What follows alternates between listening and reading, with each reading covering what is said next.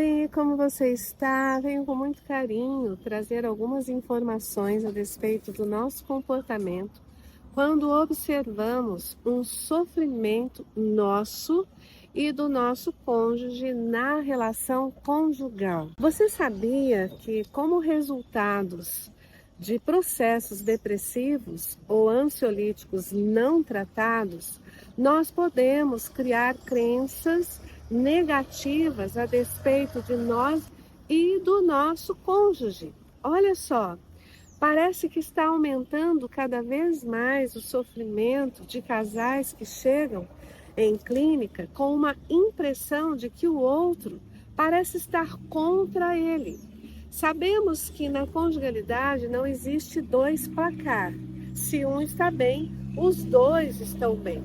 Acontece que, como resultado, talvez, de informações de pessoas que nós mais amamos durante o nosso desenvolvimento, de chegar, por exemplo, no nosso quarto e ver aquela bagunça e falar assim: nossa, desse jeito aí, com essa desorganização toda, você nunca vai encontrar alguém bom para você casar. Ah, pode ser também que lá na escola, devido que aquela prova difícil, a maioria dos nossos colegas tiraram 10, aí a gente chega todo feliz: mãe, pai, tirei 10. Ah, mas quantas pessoas que tirou 10 nessa prova? Ah, a maioria da turma. Ah, assim é fácil, né? Então, às vezes, vencer tem o significado de que outros percam. E isso veio passando de uma forma cultural injusta sobre estarmos dando certo a despeito do fracasso do outro. E nós carregamos isso para o nosso relacionamento quando nós temos uma disfunção cognitiva a despeito das nossas habilidades de estarmos em um bom humor com a vida, ou a despeito de resultados de doenças mentais que nós não tratamos e estarmos mal-humorados com a vida. Se estivermos adoecidos, pensando que, por exemplo, aquela frase que às vezes as pessoas falam para nós: ah, o fulano ali ou a fulana ali é muito ou é muita areia para o seu caminhãozinho. Então a gente fica inseguro a despeito do progresso do outro. E nesta insegurança, nós podemos estar adoecidos, por exemplo, no sentido de resultados de processos depressivos não tratados, com uma visão negativa da gente mesmo. Então, essa visão pode atrapalhar o sentido da conjugalidade enquanto parceria, e vamos enxergar o cônjuge como nosso rival.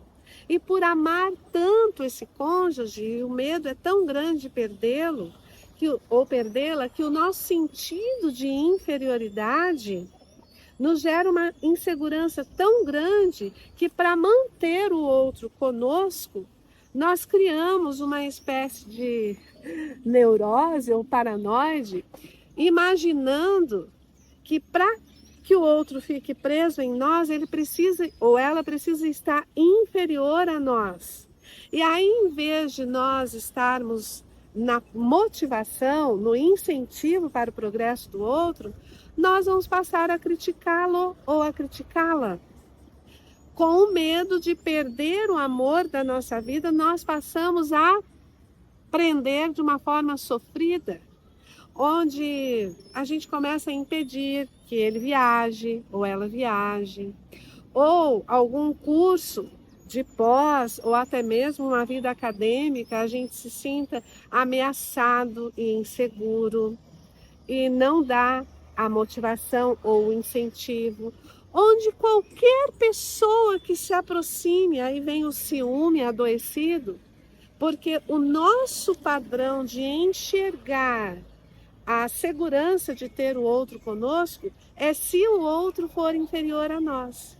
Portanto, nós estamos com um problema de pertencimento ao nosso valor. E isso pode ser resultado de comorbidades de doenças depressivas ou ansiolíticas não tratadas.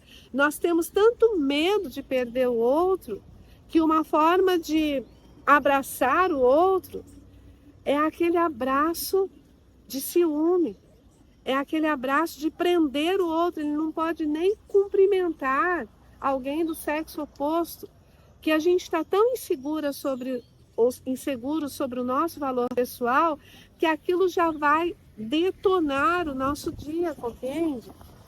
Então, querido esposo ou querida esposa, é importante procurar um profissional da área da saúde, seja um neuropsicólogo, seja um psicólogo, seja um psiquiatra, seja um neurologista, para nos ajustar em relação ao sofrimento que nós estamos criando em nós situações onde nós mesmos fazemos a pergunta e respondemos pelo outro. Daqui a pouco a gente está sofrendo pela resposta que a gente mesmo deu, sabe?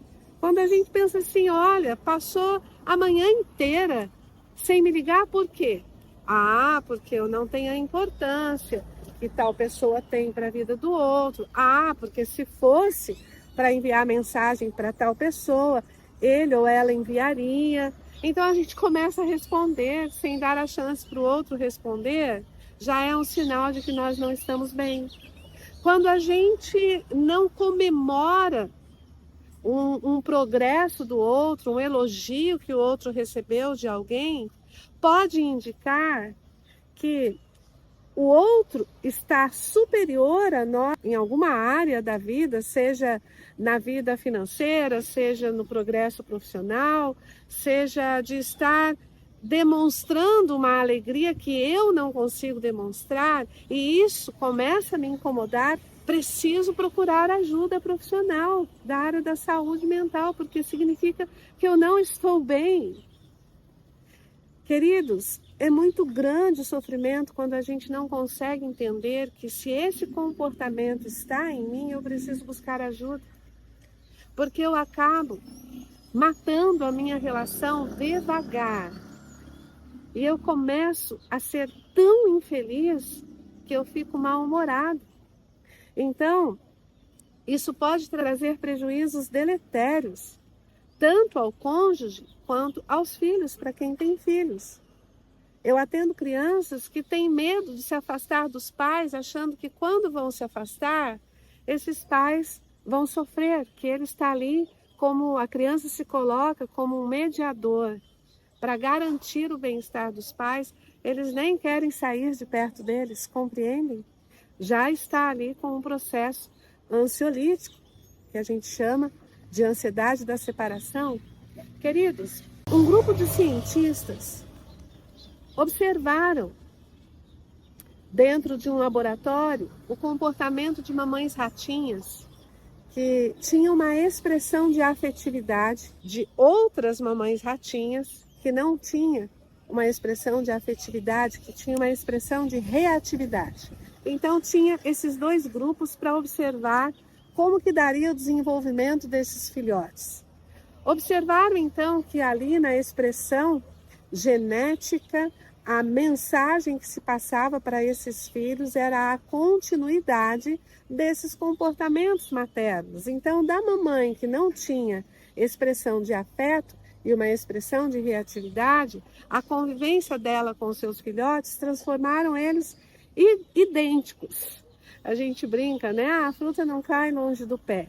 Mas eu tenho uma boa notícia. Eu tenho uma boa notícia para dar. Nessa observação, foi feita uma troca. Nesse experimento científico, pegaram os filhotes da mamãe reativa e colocaram para a mamãe expressiva de afetividade. E pegaram os filhotes da mamãe expressiva de afetividade para a mamãe estressada, para a mamãe reativa, para a mamãe identificada, nomeada como a mamãe má e a mamãe boa, né? Só precisamos cuidar com esses rótulos quando se trata disso fora de experimento, porque não existe uma pessoa tão boa que não possa ter atitudes que não sejam boas, como também não existem pessoas tão más completamente más, que não podem ter atitudes boas, né? Nós precisamos cuidar muito sobre rótulos, mas tratando do experimento, para você entender, nessa troca, observado que houve uma reestruturação cognitiva desses filhotes. Os filhotes colocados com a mamãe afetiva, mesmo que na expressão dos genes dele tinha a mamãe reativa, a mamãe estressada, que quando eles cresceram e tiveram filhotes, eles eram amáveis, eles tinham a expressividade do afeto, mesmo que os genes deles não colaboravam para isso. Ou seja, dá para fazer uma epigenética com a neuroplasticidade que nós temos quando nós conseguimos buscar ajuda. Não dá para querer resultados diferentes se nós estivermos fazendo as mesmas coisas. A triste notícia é que os filhotinhos da mamãe boa, quando foram colocados com a mamãe má, ao observar o seu crescimento, os filhotes deles não receberam os cuidados que estava na expressão genética dos genes da biologia da sua mamãe boa. O que os resultados dessa pesquisa nos indicam?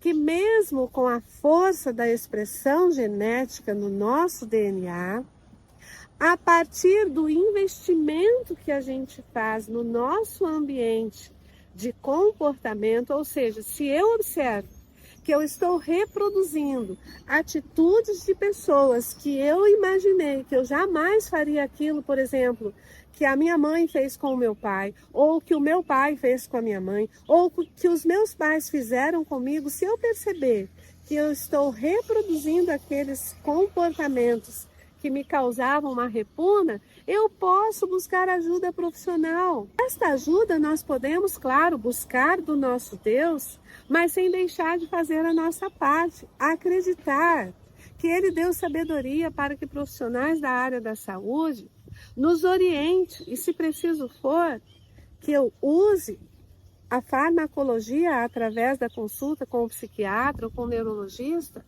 mas o que eu não posso fazer é me permitir permanecer na dor. Preciso entender que se eu estou culpando o outro pelo meu sofrimento, se eu estou esperando a mudança do outro para que eu me organize, Epiteto, da filosofia estoica, nos orienta que quanto menos culpa eu atribuo ao outro, ao meu sofrimento, maior é a evolução e o progresso dos meus padrões de moralidade.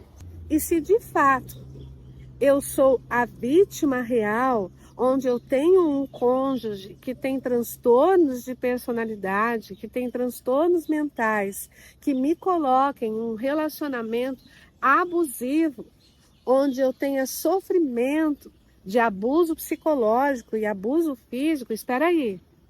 Eu sou o responsável pelo que eu permito que façam comigo. E se eu não consigo me desprender de um relacionamento que me gera tanto sofrimento, eu preciso ver o que está acontecendo comigo. Porque daqui a pouco eu estou em um desamparo aprendido, me alimentando da dor. Essa é a importância de você buscar ajuda profissional. Se você está sofrendo, busque ajuda. Não fique morrendo devagar no lugar em que você está. Combinado? Um abraço apertado e uma feliz semana a todos.